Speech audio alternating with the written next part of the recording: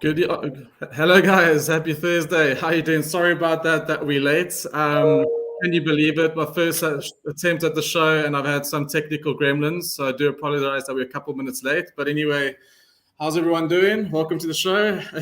As you can see, this is not Brent Graham. This is his younger, wiser, better look himself. Living vicarious through us. No, but yeah, Brent's off this today, so I'll take the wheels and happy to do so. Looking forward to it. So yeah, we obviously got some good rugby today.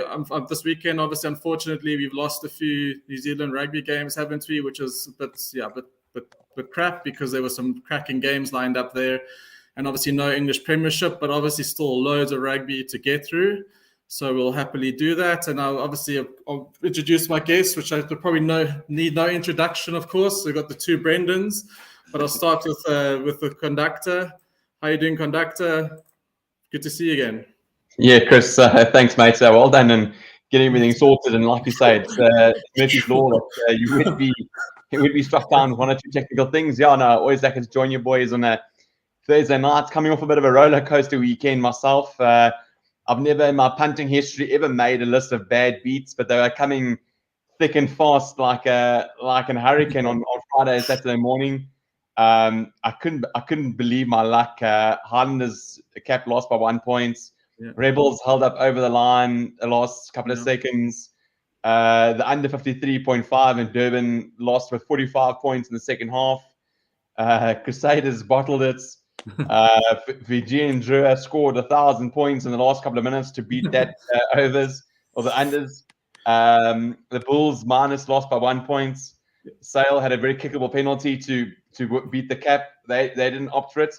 And then, luckily I staged a very late night comeback on Saturday night thanks to Ulster. Ulster, you absolute beauty. Yes. The business there and getting a good win. And then on to Waratahs. And, the Lions did well for us. And, the Stormers did well for us as well.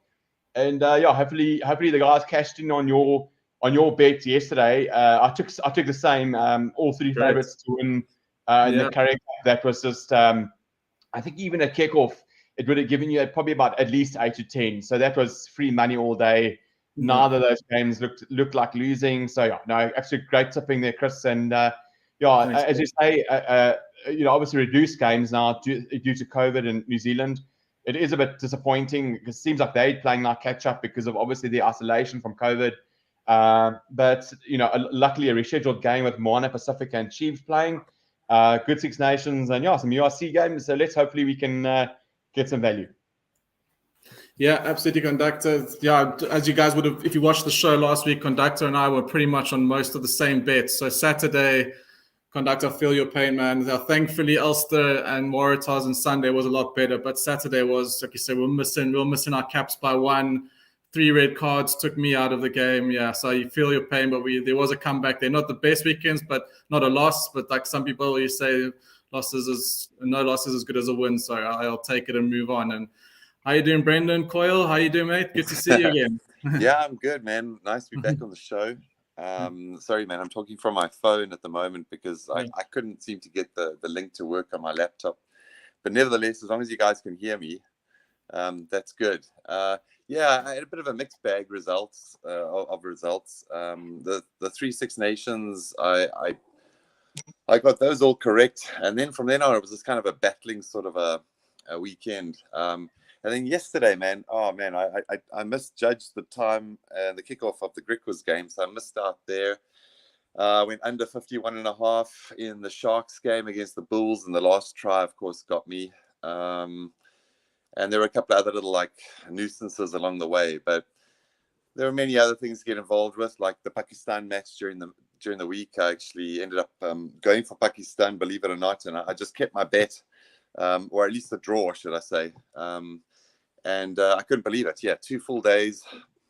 Baber, the king. I mean, just a wonderful performance. But they almost let it slip at the end.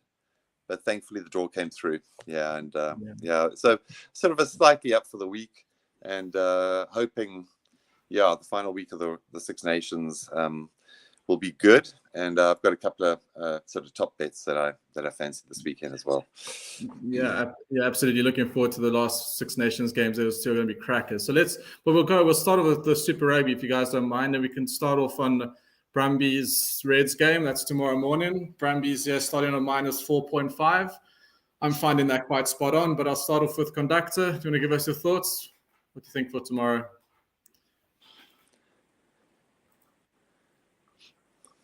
Mute. Sorry. Yeah, when the line opened, it opened 8-10. I took quite a big chunk of Brumbies on the board. So yeah, I was quite happy to get 8-10 in Canberra. Obviously Reds missing a couple of guys down to Josh Nasser at hooker, but obviously a slightly better side this week with Liam Wright on the bench. Obviously strong side with Tupou, but still missing long-term injuries like Suka and Olotu. He's a big miss for the Reds. I just think that the Brumbies are a bit of a different beast in Canberra. I feel this is going to be a very, very tight game. Like I said, I took the 8-10 on the Brumbies. I just felt there was good value there for them playing a home game. If I get a choice game for 8-10, 9-10, I'll take the home team there. But at plus 5.5, I'd probably lean Reds on the plus.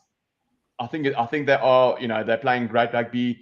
I think James O'Connor is just absolutely, he's just a master at 10 at the moment. Tate McDermott is a big miss for them. I think it's Kalani Thomas. I think is the standing 9 for the Reds. He's done an okay job. So I'd probably look at the plus 5.5 at press. But a bet that I really, really love is either team by 7. I think it's going to be a really, really close game in Canberra, and I think you can get either team by 7, probably 13-10. Which I like. To me, pretty much full strength Brumbies side. But there's the two reserves for Reds have great names: Connor Vest and Spencer Jeans. Jeans and a vest. It's like a Benoni formal suit. I like those beautiful names there. But so absolutely, let's either team by 7. I really like that bet.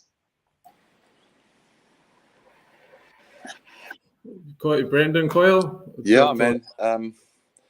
It's funny. It's one of those bets that I've never really been introduced to. The 7 either side, and it probably looks quite attractive. I think in this game. Early on, well done for getting the Brumbies on the board, because I think they will win it. And I think it's going to be very, very close. I'm going to go for the plus 5.5. That's going to be one of my biggest strikes of the weekend.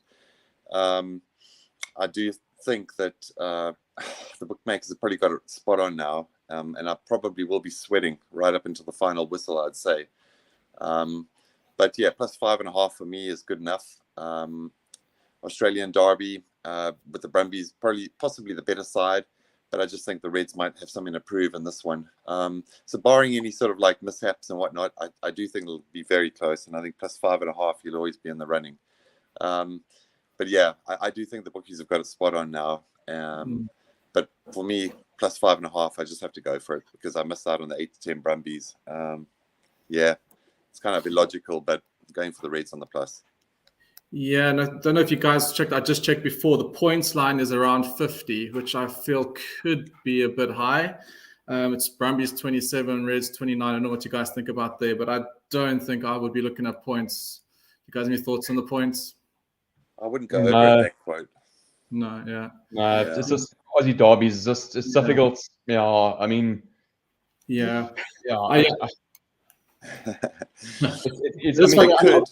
Obviously, Canberra doesn't really get that humidity that we normally find maybe in a Brisbane or a Melbourne. I'd rather not touch points in an Aussie derby unless there's some potential, live and play opportunity there. Yeah, I see Hendrik. Obviously, Undertaker's making a point there. 50 is massive, and I would agree. If I was playing points 50, but also agree. I think 5 points is spot on. I can't call it. I'm a little bit worried about that Reds team. I think they're missing. I mean, they got players everywhere, but I just worry that Brumbies will be just too strong for them on the day. But 5 is something that I'm not getting involved, so there'll be no big bets from me. But we'll move on to the next game. which is the Fijian Drua versus the Western Force. And we got the Fijian Drua at +7.5. Just find this quite interesting cap as well, but I'm most interested to hear you guys' thoughts on this one as well. So, Coyle, do you want to give us a go? What do you think on this game? Oh, man, I think it's pretty difficult to sort of rely on the Fijians. I have enjoyed some of their rugby, I must say, barring that first game against the Waratahs. But even then, they weren't that bad at times. I mean, it was in rainy conditions, and yeah, I thought they played slightly better than expected. Even though it was a sort of a drubbing at the end of the day. Since then, they've improved tremendously. They're certainly much better on the dry ground. And I was just having a look to see if they're playing in Sydney, right? And that was one of the things I wanted to have a look at, just to see what the conditions are like. But I think they're okay. I looked at it sort of early week. So if conditions are okay, yeah, they've got to be a runner, I guess. The Western Force, you would assume, just with their experience across the board in this sort of game, that they should win it, and they should win it comfortably. But the Fijian side, I'm sure that they're the kind of team, I think, that grows with a little bit of confidence. If they get one or two early scores, they certainly can make that handicap very appealing. But for now, I can't really have a bet in that game. You just don't know what you're going to get. There's just not enough form lines yet with the Fijians. And then the Force, as we know, I mean, they have improved as well themselves this season. Much better coaching, much better players generally around the park. But yeah, they still leave that kind of history at the back of my mind, that they can't be trusted. And it's just one of those games. I think this is a dangerous game to get too involved in. For me, nothing at the moment. All right, fair enough. Conductor, your thoughts on this one? Yeah, initially, Chris, I was leaning on the actually like Drua on the plus. I thought they were very, very impressive in the last sort of 20 minutes against Reds. Absolutely brutal physicality at scrum time and ball carrying ability, and really, when you have these massive guys, these ball carriers running at you all day, targeting weak defenders, they cause Reds a lot of problem. I was keen on the plus, but I see they've made a few changes. Frank Lamani is in at 9, and I'll never bet on a team with Frank Lamani in it. To me, sorry, I know it's not right to have a go at players, but I just don't like him. To me, he's a horrible decision maker. He was I'd never liked when he came on for the Rebels. Then I think he went to the Leicester Tigers or Northampton Saints. I think he never really made it there, and now he's flogging his wares at the Drua. And obviously Drua have made a couple of changes. For me, they had a really big crack last week. Obviously, rotating a couple of players, but also some big red flags like Jake McIntyre for the Force. Not a big McIntyre fan, but I think the more collective, well-trained Force should be able to put them away.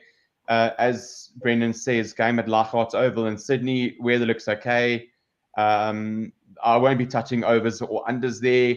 I'd probably just look at Force on the minus. They've been impressive. I don't think they'll try and get into this loose running game against the Drua, because they'll never compete in that respect. They'll keep it tight with their pack. But like I said, it's not a great starting team. I think that I didn't see Kankateka. I think Anstey's on the bench. So it'll be a minus on the Force, but just a very, very, very small minus. Yeah, I think I kind of share your sentiments, probably more to your side there, Conductor. If it was the bet, it was the Force. But my point, I can't trust the Force just yet. And the Drua could be anything. Again, the Reds went miles ahead. And was that the Reds just drop in a little bit of intensity, and the Drua won't give up, and they probably won't this game. I just think Force and the Reds are just two different teams. So for me, I feel they Force and the Drua could cancel each other out, actually. So I expect a much closer game than people are thinking. But again, on this handicap, I'm not going to probably be going too crazy on it anyway. So cool. We'll move on to the one New Zealand game of the weekend. And that's the Pasifika versus the Chiefs. So this is the rearranged one. If you guys, obviously, probably all of you are aware of now, these two teams weren't meant to be playing each other. So it's been reworked because they were the only ones that could field teams. I do know that Chiefs have made some changes. They have got a lot of players unavailable. Pasifika side is pretty much the same team that they played once against the Crusaders. So I don't know, are they going to be green or are they going to be raring to go or not, or messy? We don't know. But anyway, Conductor, do you want to share your thoughts on this one? Yeah, look, it was a pity. I would have liked to have seen. I think we would have loved to have seen Pasifika against the Canes. It was, but rejigged against Chiefs. I think the game is at Mount Smart in Auckland, which is a rugby league ground. It is known to be more Pacific friendly, so it does receive a lot of Pacific support. What I mean by that is it's very friendly to Tonga. Samoa and Fiji is, a big community based in Auckland. So, the Pasifika, although I don't think there's any fans allowed, should have a good feeling there, being based in Mount Smart. It's a tough one. Lealiafano is starting at 10. If it was Lincoln McClatchy at 10, I probably would have liked to have gone on the plus. It's a tough one, man. Obviously Sam Cane being out, it's almost a big plus for the Canes. Brad Weber back. To me, it's quite a dangerous Chiefs side. This is a no bet for me. I just it's difficult to judge where the Pacific are at. I've been very, very impressed. I was super impressed with the Chiefs last week. Basically, they dominated the entire second half against an incredible star-studded Crusaders side. Clayton McMillan's obviously made a big difference there at the Chiefs. He's really put some absolute steel, some Wolverine bones into the Chiefs manner there. So they played really, really well there in Christchurch. I don't think they've won in Christchurch for, I think it was 6 or 7 years, something like that. So absolutely great win there. My gut feel was probably Chiefs on the minus, but like I said, I think Pasifika is only their second game in, still very fresh, still lots of energy. It will come out firing. There's no bet here that I'm really looking towards. Cool. Thanks, Conductor. Coyle, what's your thoughts? Again, there's so little form to go on, with a number of changes to the Chiefs side. And then I just had a quick look at the weather for Auckland around. I think there's some heavy showers during the afternoon, and then it should be clearing up sort of before game time. But depending on what sort of field it is, and I'm not sure if it would be sort of hybrid or not, but if it isn't, it could have a little bit of a heavy feel to it. You kind of, I'm sort of drawing lines between sort of the Fijian, the Fijians and how they improved, and then Moana, if they're going to improve themselves. I think plus 18.5. I'd probably go a little bit. I'd lean towards the plus there, possibly, only because there have been quite a few disruptions, and I'm just hoping that Pasifika can improve somewhat. And if they do, but it's not going to be a big bet. I think 1 or 2 units maximum there. You just can't, you can't really rely on Pasifika. They could go completely backwards. And then the Chiefs, just with their run of form and just who they are, they really could put it on. So dangerous game, but I might just throw 1 or 2 units at Pasifika just for interest, plus 18.5. But again, you just can't have a good feel. Nothing yet.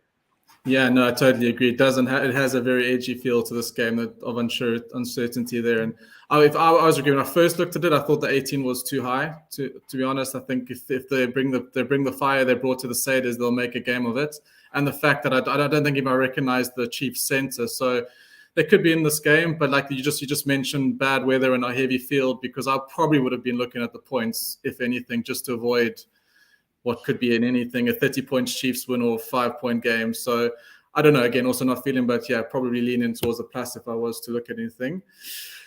We can move on to the next game, which is Waratahs and the Rebels, which is on Sunday morning, I think, if I'm not mistaken. And we got a 13.5-point handicap for the Tars, which I think is probably pretty all right. They've been slowly, steadily in the season, haven't they? I've been quite impressed with them. They've got some stability. And for me, the Rebels are shame. I don't know what to say about the Rebels. But Quill, do you want to start off and let us know your thoughts on this one? Okay, yeah. So after that introduction, I'm going to go completely the other way and say to myself, this is one of my better bets of the weekend, which most people roll their eyes at and think, how can you possibly think it? But I really like the Rebels this weekend, believe it or not. looking at the players and looking at the team that they're going to put out, man, on paper, it's not a bad side, but they're just not performing. So that is a worry. The Waratahs certainly have improved since they swept the brush through the old management and coaching systems. They've improved a lot, and they're certainly coming back to what they should be, you know, one of the premier sort of sides of Australia. But yeah, it's one of those ones where the head and the gut feel are tearing apart again, and you kind of think the form has to go with the Waratahs, but I just don't see the Rebels. They have to improve, and I just think this weekend could be the weekend. Certainly at plus 13.5. Yeah, that's probably my second best bet of the weekend. Believe it or not, there's perhaps no logic in it, in a lot of it. And I'm going with gut feel so much on this, but with that side that they're putting out against the Waratahs side, man, if the Rebels just put it together, they should be able to beat it. I am worried that they can't score, but I'm hoping, you know, a little bit of luck this weekend might help that. But for now, I like the Rebels. Yeah, well, if you're feeling it, back it. You know, that's what you got to. That's what we got to do. So yeah. I know your thoughts there. I need to see it first before that's going to get into my dosh. So, conductor, yeah, what's your thoughts? Yeah. Yeah, honestly, the Rebels couldn't score in a brothel, really. I mean, they are beyond terrible. And like I said, they cost me last week being held up over the line, dying seconds. They were more likely to score than not to score. But like I said, their credit card was rejected at the Grand. So yeah, absolutely, just couldn't get in there. Yeah, I'll take it. There's nothing like a Saturday morning without some Rebels heartbreak. So you know, it hurts so good. So I've taken a bit of Rebels on the plus. Not big, very small punts, because I'm hoping that the Waratahs get 14 to 21 points up.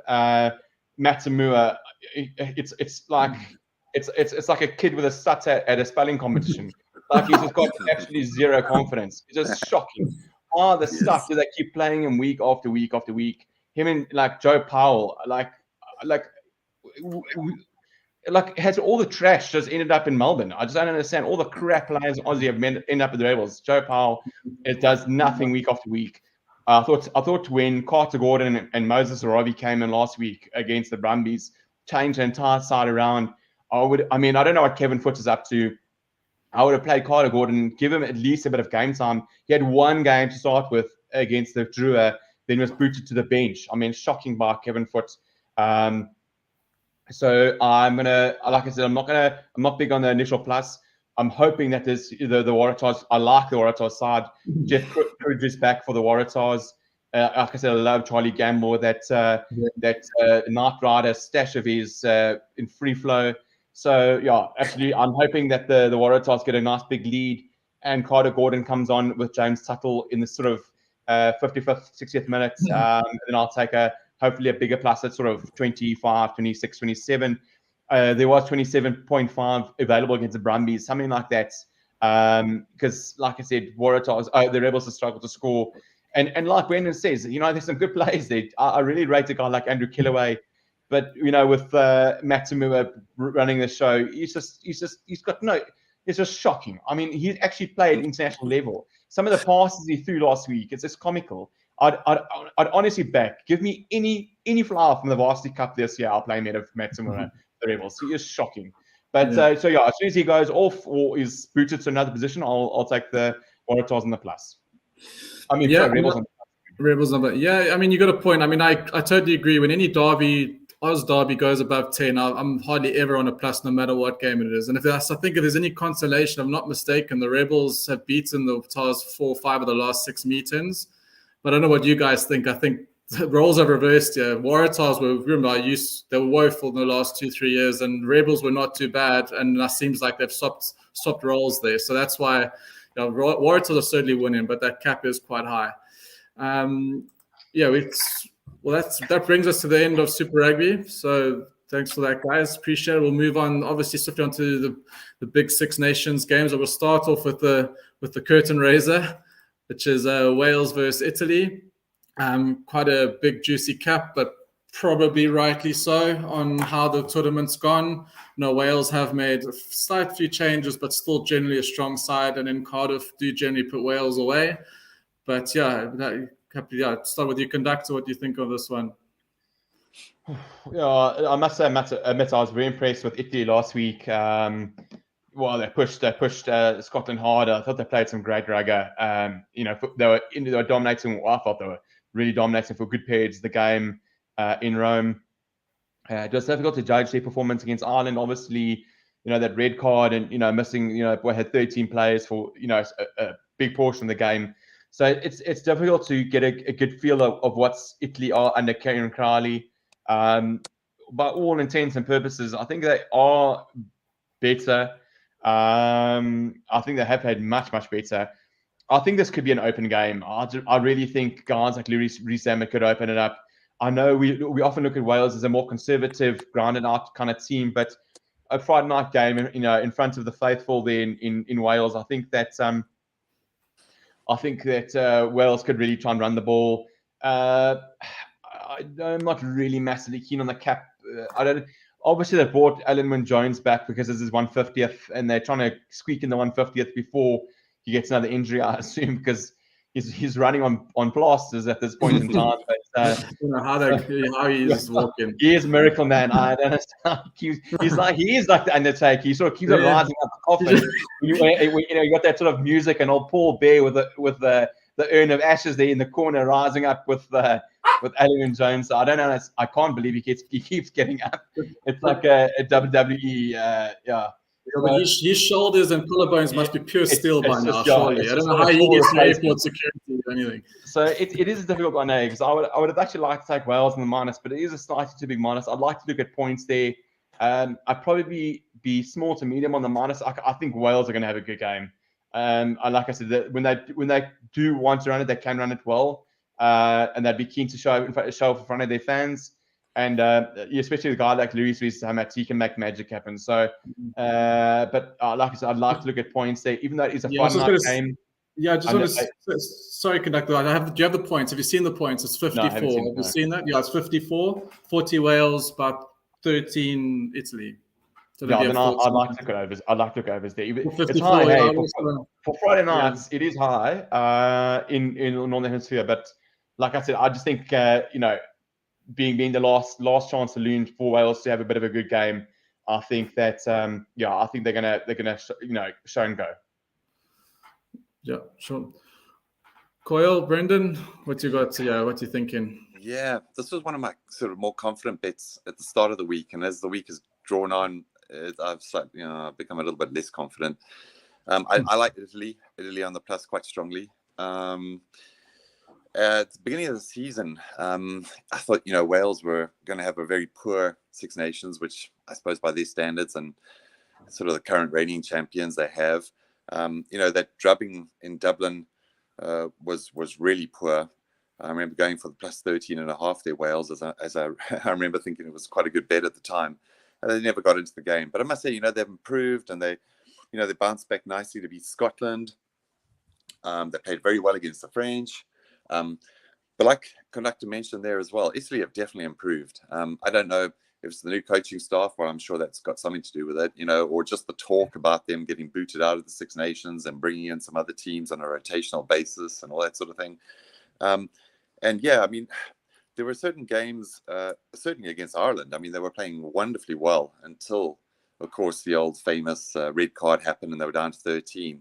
Ireland perhaps might have taken their foot off the pedal there somewhat at times, it seemed, because they made a lot of errors and whatnot. But Italy weren't bad, and they certainly were very good with their full complement of players on the side or on the team early on.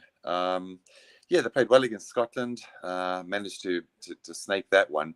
But I am a little bit worried now because, Wales, there's no doubt they're going to run the ball. No doubt at all in my mind. The weather's good, roof's open. It's Andrew Brace, I think, on the whistle. Yeah, he's pretty much a neutral kind of ref now. At one stage, I thought he was a bit of an unders, but he no longer is, I think. And Wales have a good record. They won 42-0 2020. and there was like a 748 or something like that. So they have hammered Italy, and I think it's just because that it's the kind of game plan that they have for Italy is just to run the ball. But I'm banking on that Italy have improved, and I think it's not going to be sort of one-way traffic the whole way. So plus 28.5 for me is certainly appealing. Total points, yeah. I am an unders merchant all the way. It probably, I probably won't get too involved there. But plus 28.5 to me is a solid bet. I think they're going to play well, and I think they will sort of get over that 13.5 or thereabouts, the Italian points. I'm probably going to go for that as well. So I'm going to go over Italian points. Anywhere between 13.5 would really be good. 14.5, I might start questioning myself a little bit, but 13.5 certainly. And plus 28.5. Yeah, fairly confident call. Yeah, I think I agree with you guys. It looks like the weather's good. So I'm firmly focused on points here, apart from the handicap, because I think Italy can make a game. And I'm only saying that for two reasons. I think when it's a dead rubber and Wales do play a lower team, they can sometimes drop their standards. So I'm a little bit worried about that. And just trend in, I think if you're going to get about 14 on the handicap, I think Italy plus in the first half is a great bet, because I think they'll live with Wales, and Wales are trained in second half points team or competition, and I think it'll blow up in the second half again. So I'll definitely be leaning towards overs for sure, and a plus Italy handicap first half. I think that's where I would probably be looking at. But yeah, thanks for that, guys. We'll move on to Ireland versus Scotland, the starts of the championship deciders. So yeah, interesting game. Scotland, you would have thought had a chance at this competition at one stage certainly after beating England on the first round. But yeah, they've obviously slipped away and probably did what they should have done against Italy last week. And I was big on Scotland need their first team together and combinations, otherwise they seem to fall apart. And Chris Harris back and the loose trio and just seem to be coming back to what they were. So I think this handicap's high, but I'll start with you, conductor. What do you think? Yeah, it is high. Hey, it's 17.5. I'm a Scottish plus punter. I managed to grab Ireland minus 13.5 early in the week at 8-10. So I like that. I'm quite confident on that minus 13.5. I like this Irish side that's been named. To me, it's quality all over the park. And Scotland missing one of their biggest weapons in terms of Duan van der Merwe. Nothing wrong with Carl Steyn, but he's just no Duan van der Merwe. Is that power and the pace. Rory Dodge has been okay in the loose, but yeah, he's just not. Also, he's just not up to that level just yet. I just think at the Aviva, I think Ireland will be fired up for this. A win for them could potentially put them in contention to win the Six Nations. Obviously, depending on how it goes between England and France. But England beating France in Paris is going to be a big task. So I think Ireland will be absolutely fired up for this. At 17.5. That's a tough one, hey. That's so high for Six Nations. I'll probably be a plus punter that's at that level. But my biggest focus on this game will be points. Scotland. I think Blair Kinghorn can run it nicely from 10. He's been given opportunity ahead of the mercurial genius. Wayne Barnes on the whistle points to me to one thing is massive overs. Yeah. So if we can get a points line, hopefully 48, 49. No, I'll happily take. I think it's about 50 here, conductor. I think I saw some lines from Alex at 51. So we'll probably be what's Ireland going to be? Ireland's probably going to be 31, 32.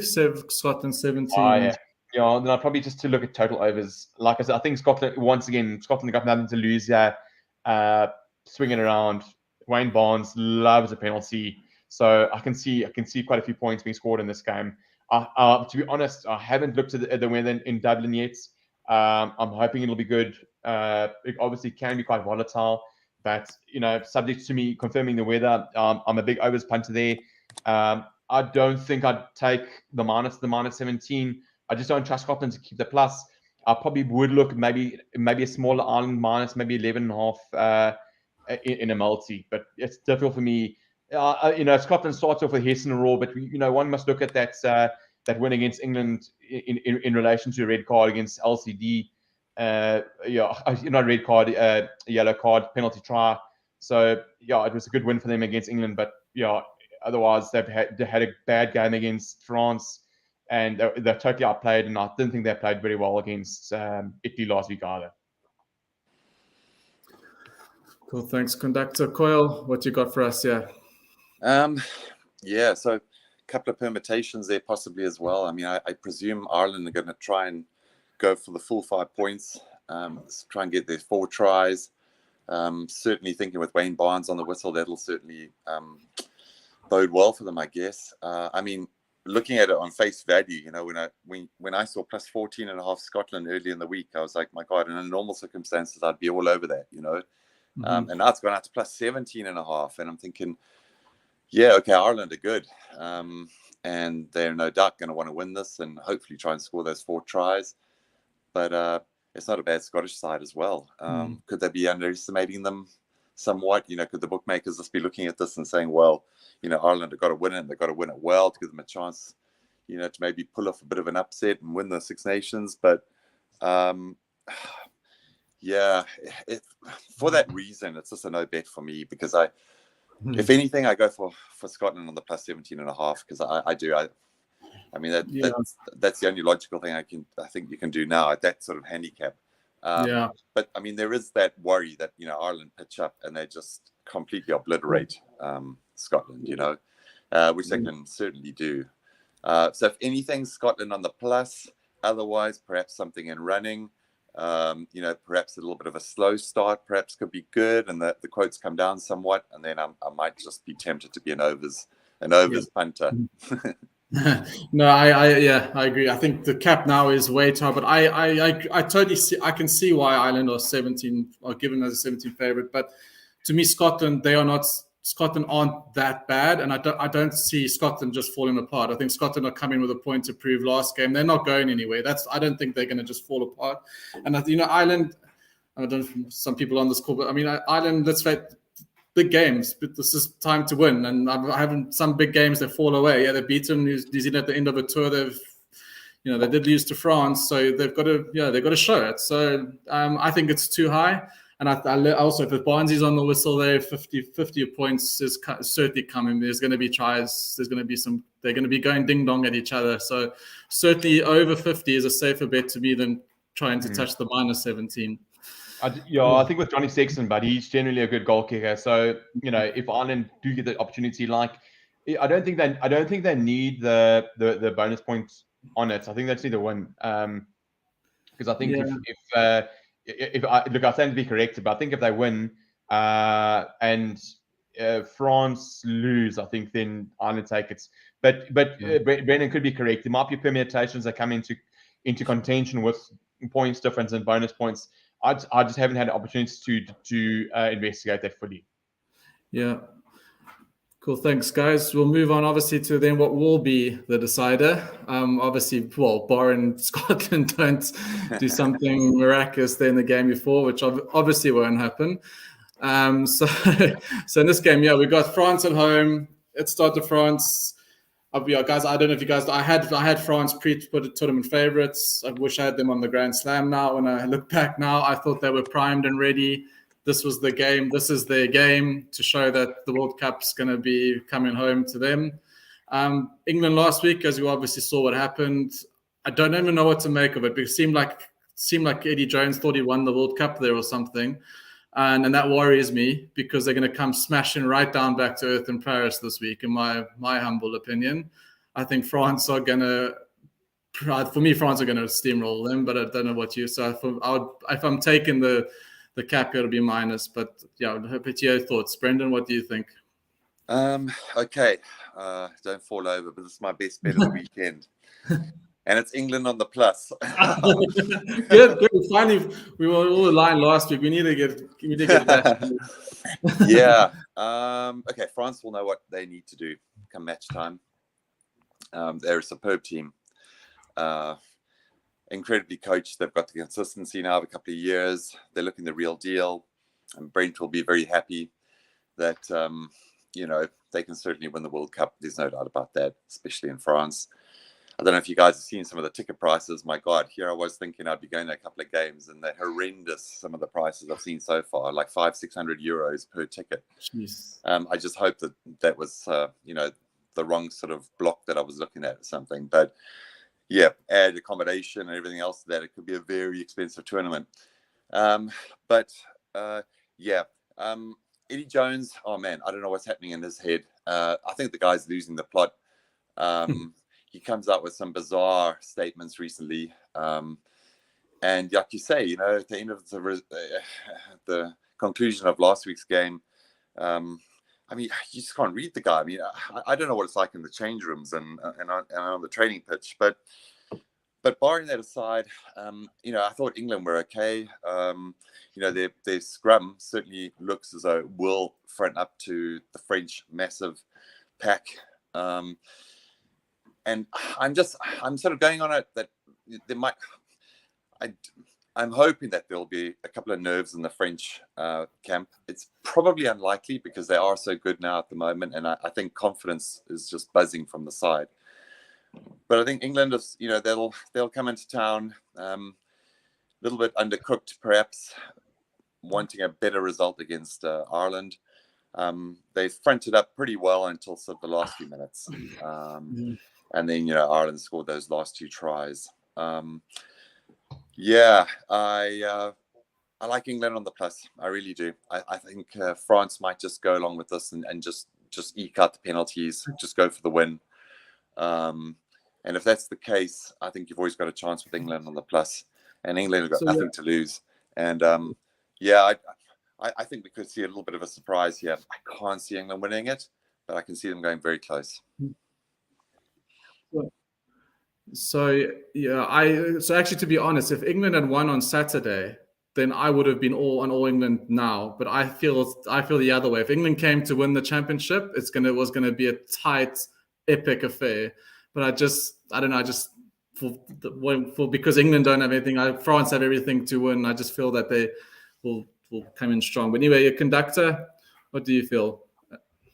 As I said, my thoughts on Eddie Jones just keeps on deteriorating week in, week out. So he just, as Brendan says, just keeps on making these rambling statements. Was it last week he said, Ireland will never play against a team as physical as us because they haven't played, and then your lock gets sent off with 1 minute 30 on the clock with a horrendous tackle technique. So then a post match he said, well, if you discount some of the periods of that game, England should have won the game. And that's like saying, well, if you take away all the Springbok tries against them in the World Cup final, England should have won the World Cup final. Like, what are you talking about? You're just rambling on and on. So, I don't like this England side at all. Will Stewart put in... I'd rather be that guy in the Squid Games than Will Stewart facing that flipping massive French pack. You've taken arguably one of the best fullbacks in the world at the moment, in my opinion, Freddie Stewart. You put him on the wing. It's just stupid. Nick Ezekwe at 5. I don't like this. And no Tom Curry. I don't like this England side at all. So, I'm a big Underhill fan. I think he is like granite, but he just hasn't had much game time the last couple of months. Throwing him in against it really, it's like fighting. It's like fighting 5 great white sharks with a plastic fork. He just been thrown to the slaughter there against that pack. So France just need to win. That's all they need to do. And generally, when I find that is the case, they just take the threes, and I think they're going to absolutely strangle this English side. England will try and play out. I just don't think they'll get the opportunity. And Damien Penaud back for the French, I can see him scoring 1 or 2 meat pies. Other than that, it's a fairly settled French side and with a massive pack, with a huge crowd in Paris. It's going to be mission very tough for England. So I don't want to look at the minus 0.75. I'd probably maybe take less odds, maybe an 8 to 10, 7 to 10 for an under-converted try and look at something like that. Points line, it's going to be tough. I think French defense will be very, very tough. What's the line there? Sorry. 46. That's low, hey. Also but found with a French defense, they can be very, very tough. I'd probably just look at something like a -6.5 at maybe slightly less odds on that game. Yeah, I agree with you, conductor. Sorry, Coyle. There, I think I just see France bulldozing England in the first half, and like similarly to France at home that game end of last year, and New Zealand not is New Zealand and can score tries that England can't, and I don't see how England get back in the game. I really don't. That French defense is really good. That's just my 2 cents. But thank you, guys. That's the Six Nations. Looking forward to that. Thank you for your thoughts there. We'll move on to the ERC. I see the time's moving swiftly along, which is good. We'll start with the first game, which is tomorrow night. Bulls against Scarlets. I don't even want to talk about the Bulls right now, but we have to. But so let's do it. What do you guys think? 14 points. Geez, surely the Bulls. Okay, I don't know yet. But we'll start with you, Coyle. What do you think of this? Weather-wise, what a bizarre game last night, eh? I mean, pouring rain and points are flowing. And old Marius on his whistle. I've never seen an oak. It's unbelievable how the arm just flicks out, you know. Myself and Brent used to laugh about a guy, what was his name, man? Oh, jeepers. Back in the flipping 90s, he was this referee. Well, Tupper Henning was one of them. But there was another guy, Blackenberg or something like that. Shame, I think he passed on since. But anyway, yeah, it was the one that died in a boat accident. I think if you're talking about. Yeah, you might well have, eh? Yeah. But he was one of those dudes. Oh man, an attacking team went into the opponent's 22, and their arm was like automatic. It just came out, boom, every single time.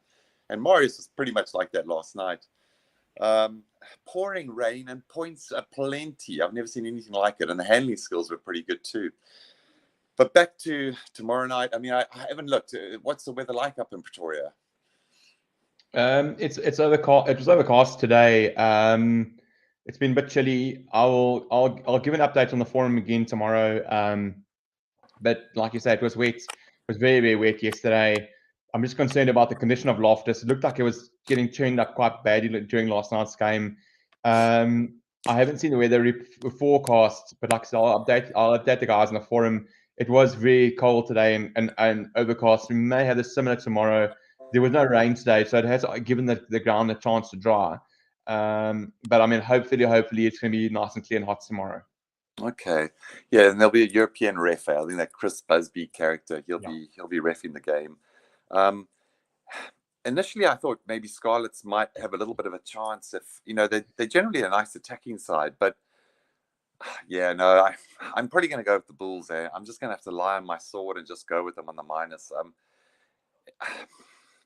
It might also be a game that if the Bulls go up early on and then running sort of, you know, they get up to a 7-0 or even 3 or 6-0, you know, I might be able to squeeze out a plus 19.5 and running Scarlets. Then I might possibly just have a little bit of a dabble on that. But, I mean, the Bulls have the potential to put them away. And you just don't know with these sides traveling. Obviously, altitude can be a factor. But, you know, you looked, was it last week, was it Munster that came back strongly? Or was one of the sides that came back strongly in the second half? And I thought, you know, yeah, maybe it's not such a big factor, you know, and I don't really have a strong feel on this. You know, I've been burned so many times by the Bulls. They certainly look like they should put the Scarlets team away, but man, anything's possible at the moment. So no real bet for me, nothing strong. Yeah, I mean, look, first half Bulls. I don't. If it was Super Rugby, Bulls would have put like a Travelling Highlanders team away there, or like the Waratahs, but and that's what I was expecting. And Brendan, you mentioned this last week about the refs, and I wonder if. And I was watching it, and we were banged on about there's some making noise. Is that mine? Are you guys all right? Sound. I can hear it, but I'm okay. Okay. Yeah. We just said with the refs, Brendan, and I think you have a point there, conductor. I noticed, and we banged on about the altitude, but what annoyed me last week is. And if I remember the Bulls, they'll be banging it down 5 meters out, pressure, breaking teams down, and they'll stop in the game, kicking for poles, that wasn't going to give any effect on the altitude if you're going to slow the game down to that level. They're professional rugby players. They are fit. Yes, altitude, but I felt the South African teams didn't apply the right game plan. And what I just remember Bulls, if they've 20 points ahead of Loftus, the teams never come back. Especially even a man. No disrespect, man. I don't know how this. Munster's not Munster's first team. Munster's first team different, but interesting. But interesting to hear your thoughts again, because I'm gonna probably still going back to Bulls. I just my mind can't put it to back the Scarlets on the +14 and Loftus. Probably good to hear what you think they come back to. Yeah, absolutely. I mean, like I said, I was massive on the Bulls -5.5 last week. And there's two kind of moments that absolutely make your heart sink. One is when your girlfriend says to you, "We need to have a talk," and the other one is when you hear that double blast of the whistle and like TMO check, and you're like, "Oh my god!" So I was just like, I just couldn't believe it. I was busy reloading the fridge with another 6-pack, and I just hear this double blast of the whistle, and I look behind me and I see Bismarck du Plessis in all his glory tip the oak over, and really what an idiot. That Bulls minus was cruising, and Munster really came back well in that second half, and I thought their fitness was actually brilliant. We'll talk about that a bit later, but I thought Bulls really should have easily got the bonus point there. Absolutely let it slip. That was absolutely criminal by Jake White's team. Started off so well. All over the minus here, like a cheap suit. My only concern, I'm not look. Obviously, Reece Patchell's come in for the Scarlets, so slightly better option at 10. I think it was Costello at 10 last week. So better, obviously more experienced Reece Patchell. My only concern with the Bulls minus is that basically Jake White has utilized the same team 3 times. It would be 3 times in about 6 or 7 days. Last week against Munster, he rotated slightly last night against the Sharks or Natal, or whatever we call them in the Curry Cup, and a fairly similar side to play Scarlets tomorrow night. So, these guys have been in action in some form or other, basically 3 times. Not maybe heavy minutes, but still a lot of rugby under their belts. My only concern is that they intensity might not be there, but I'll still happily take the minus just purely because of the altitude factor. I think Bulls having all their main players available, and Scarlet's missing quite a couple. So happy on the minus there. Yeah, I agree, Conductor. I think I'm gonna give Bulls another go there at Loftus. I think Scarlets also had a big game against the Sharks, and maybe they will run out of puff. They did run out of puff when the Sharks got to work. They got disposed of them all right. So I think the Bulls should cover that. Let's move on to Waratahs versus Edinburgh. We got Waratahs at -2 at home against Edinburgh. Both teams have been playing well, and I can't remember which one had a blowout the other day. I think it was Glasgow against Scarlets. But Coyle, what's your thoughts on this one? No. Yeah, good old Scottish derby. I was just having a look at the weather. It seems to be okay. Might be the odd shower, but it's just a breezing one coming through during the day, I think. Scottish sides. Whew, that could be a nightmare. I like Glasgow Warriors quite strongly here. I think the handicap is it's 3.5. Oh, you might be able to get 2.5 actually. If I can get 2.5 Glasgow Warriors -2.5, that'll be my bet here. I think it will be close, obviously, being a derby. But I think Glasgow at home, yeah, I'm pretty confident they'll win the game. If you don't want to go with the handicap, maybe just go them on the board around the 6 to 10 mark or somewhere like that, and add it in with a double or a treble. But for me, I like Glasgow Warriors in this. But I don't think too strong. I don't think you can be too strong in a number of these games, just due to so many changes and so many members of the side like not playing away with international duties, and things can change the very next week as well. But for me, I like Glasgow. I looked at the sides earlier on this afternoon, sort of past results as well. I'd even possibly look at unders in this game as well. haven't seen a quote, sadly, but yeah, I guess it would be around the mid-40s. So I might have a little nibble on the unders in this one, but I do like Glasgow on the minus. So -2.5, if I can get that, that's my main bet. Cool. Conductor, got any thoughts on this one? Yeah, honestly, I like Glasgow Warriors strong here. To me, it's a stronger Warriors side, but my concern is a bit of a weak bench. Weather looks okay from what I saw. I had a quick glimpse earlier. I think weather looks okay in Glasgow with a synthetic pitch. I might dabble in the points overs. My only concern is Holly Davidson, the referee. I don't know her style. I do find sometimes the ladies do tend to be a bit more. I've heard it's the old missionary.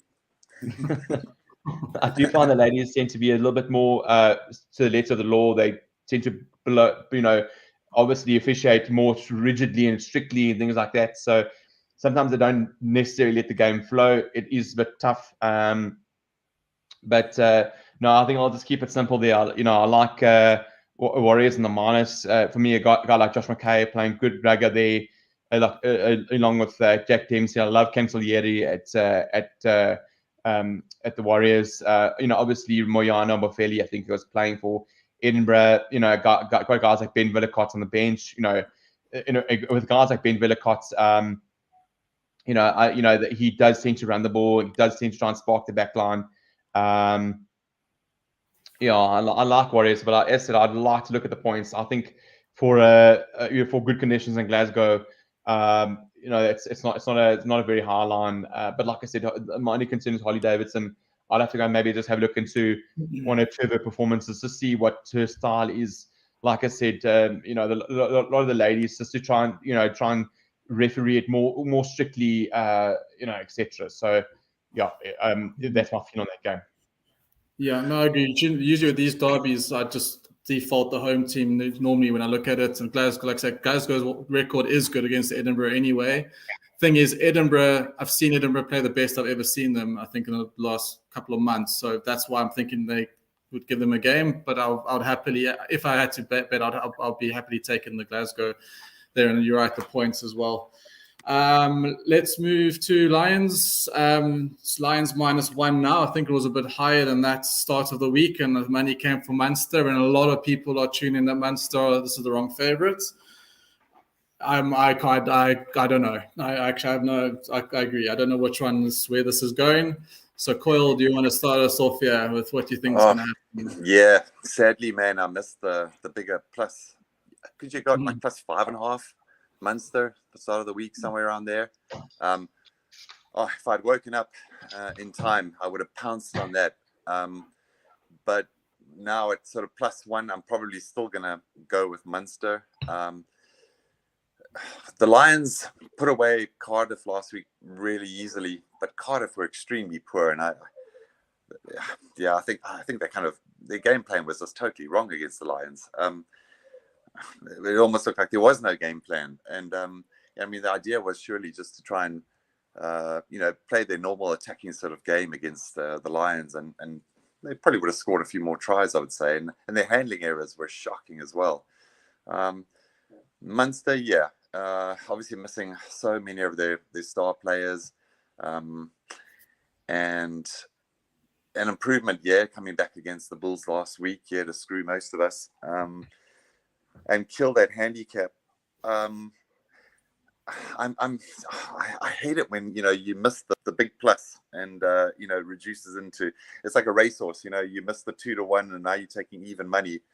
It's just not the right thing to do. So I'm going to go with Munster, just because the Lions, man. I don't know. They're flattered to deceive most occasions, and they're just not the side they were, and they haven't been for a while. So. I expect a little bit of an upset here. I'm going to go with Munster on the +1.5 if I can still get that. But it won't be a big bet now. The +5.5 would have been a real strike, but +1.5, it's just going to be more of an interest. Yeah. I think, I don't know, I also said I'm not so sure. You also not so sure. I'm not, obviously, Brendan will hear your thoughts now, but now that more and more I think of it, this is just the points over. If you get 54, 55, you don't even have to think about anything else, to be honest. But I would say. Happy to hear your thoughts. Apparently I'm very anti-Irish. So my next I'm also I'm also being careful. for somebody that's so anti-Irish, I backed Ireland on the St. Paddy's Day. We got to actually give some love. I'm going out for a Guinness. No, so my next comments are going to shock you further. So no, this line came out. I had three very quick bets. I took Munster plus 4.5. I took Munster on the board, and I took Munster minus 4.5, 3-1. Wow. For me, this is a professional European side versus a side that's incredibly badly coached. Wow. Yes, they had a good win against Cardiff, who had big injuries during the game. They were running on, Lions running on pure emotion.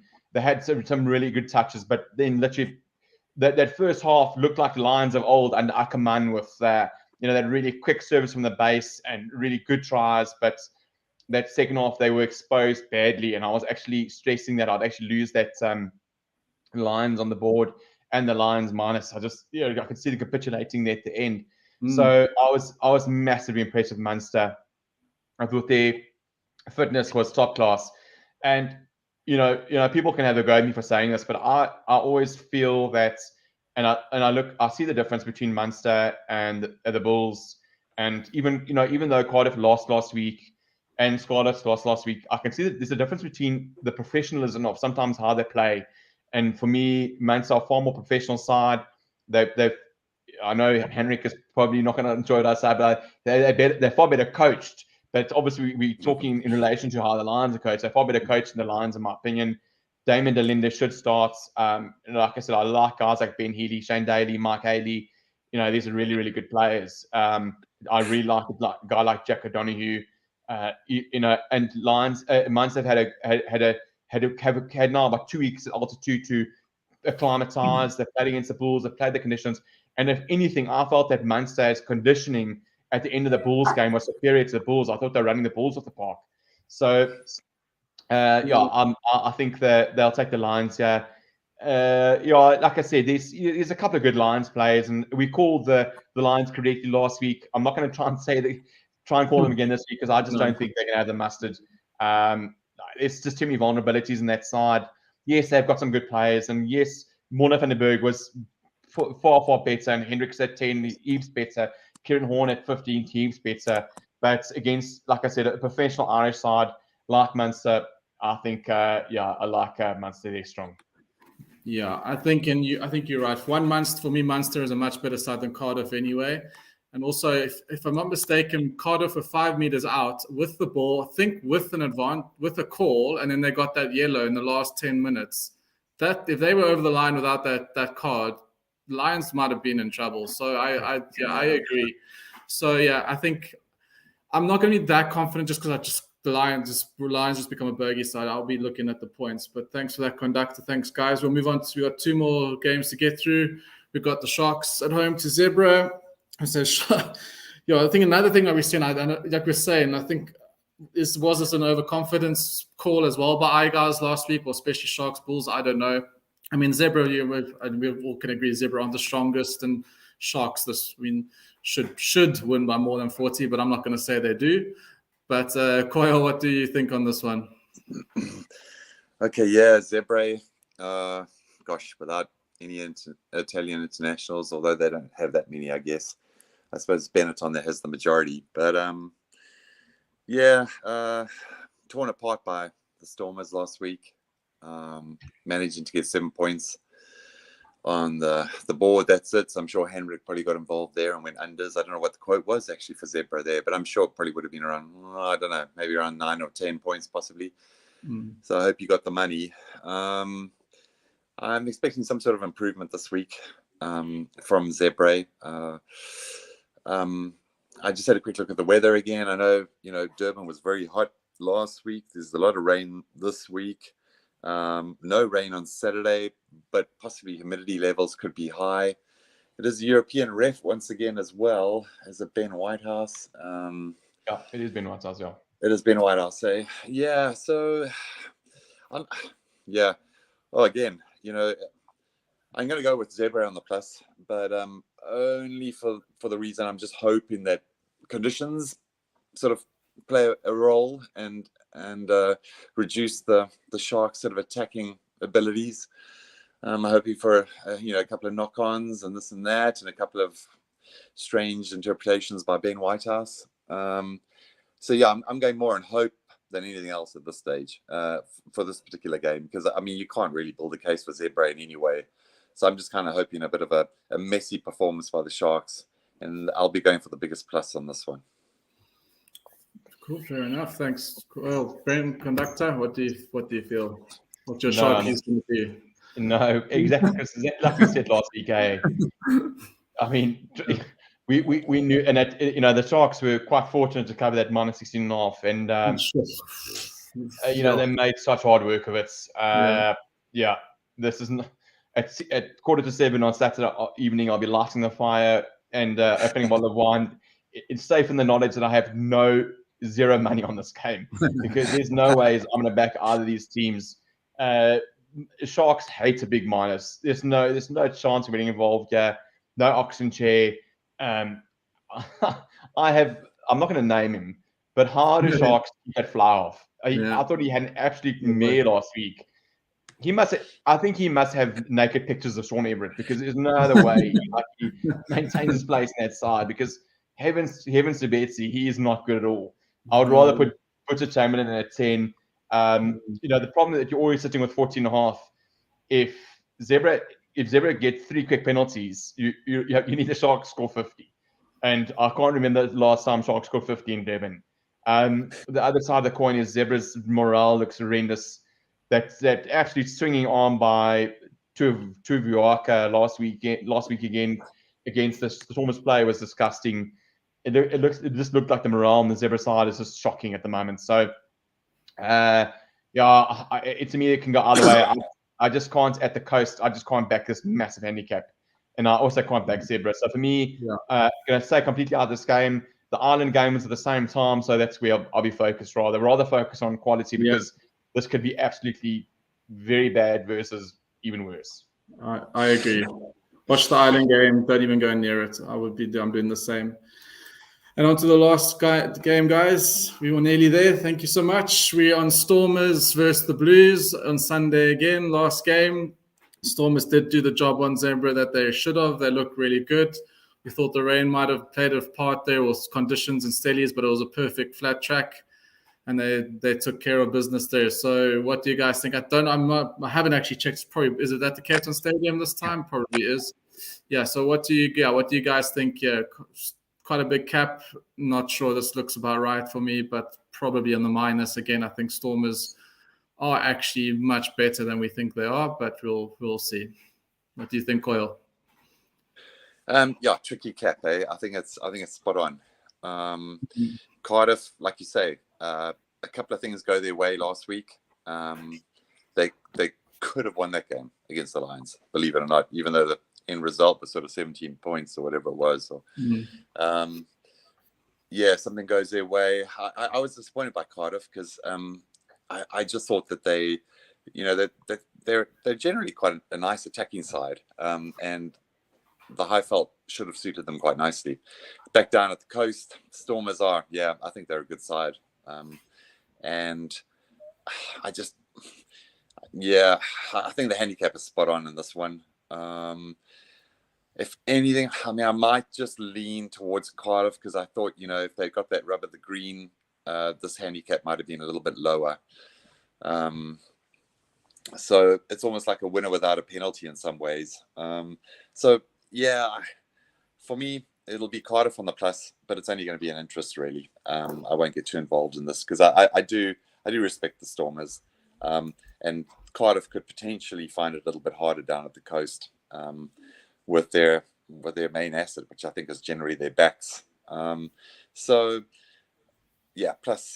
there's a small bet for me. Otherwise, not getting too involved in this.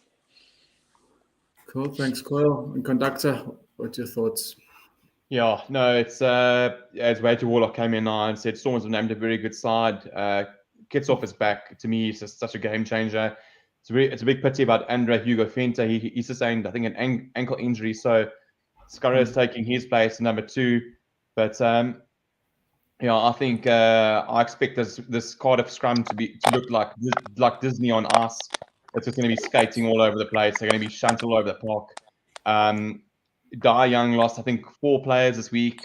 Ray Lilo, Owen Lane, I Alan remember Summerall, and Shane Lewis Hughes. They all flew back to Wales with injuries. So it is a weakened Cardiff side. I thought Storm was a very good last week.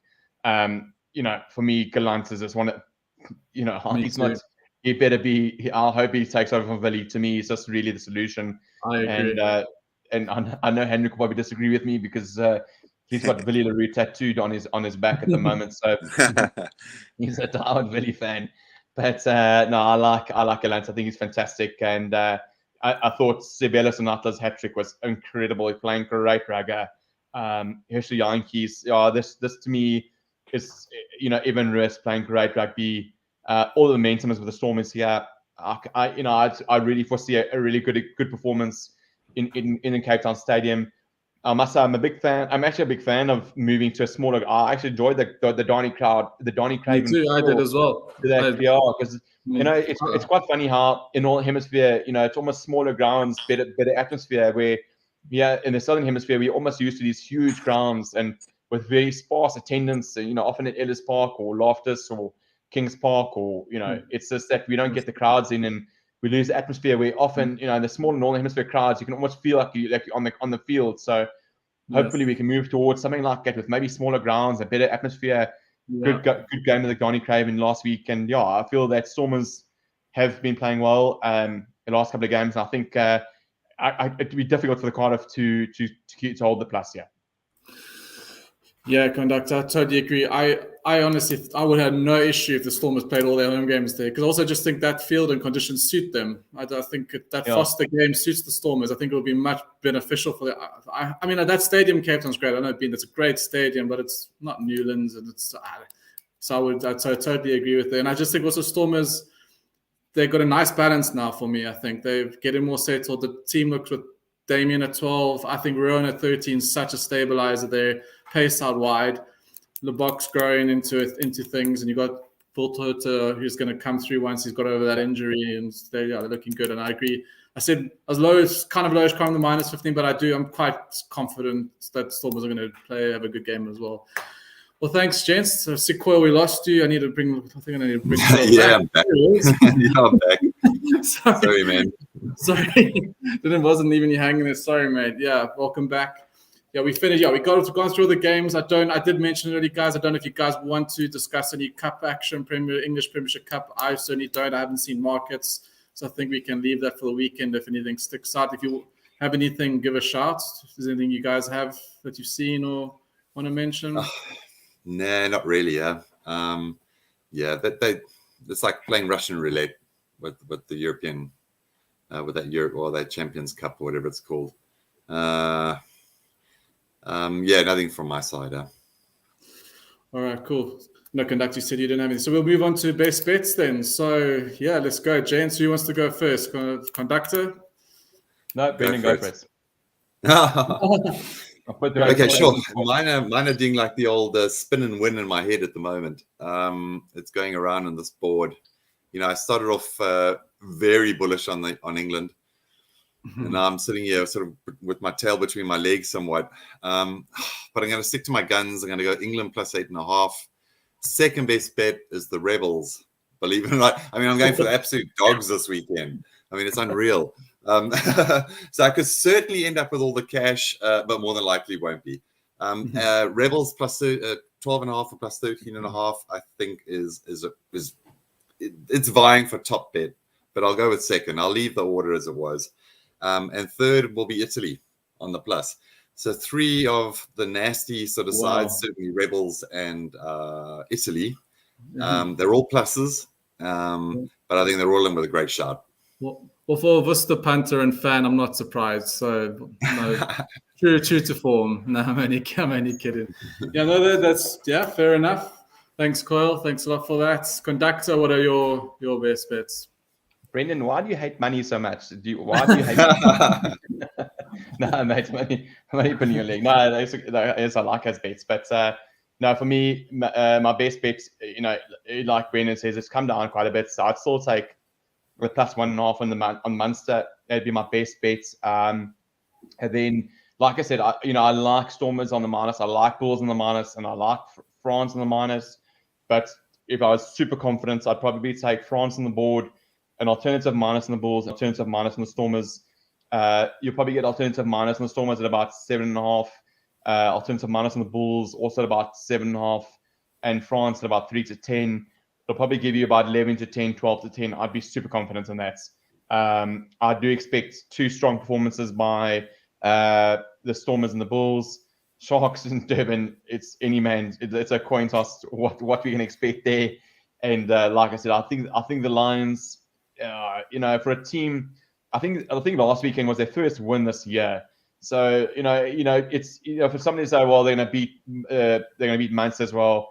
For a team that's only won one game this year, it's difficult to sort of have any track record for them. So I like Munster there, and hoping just for a luckier weekend.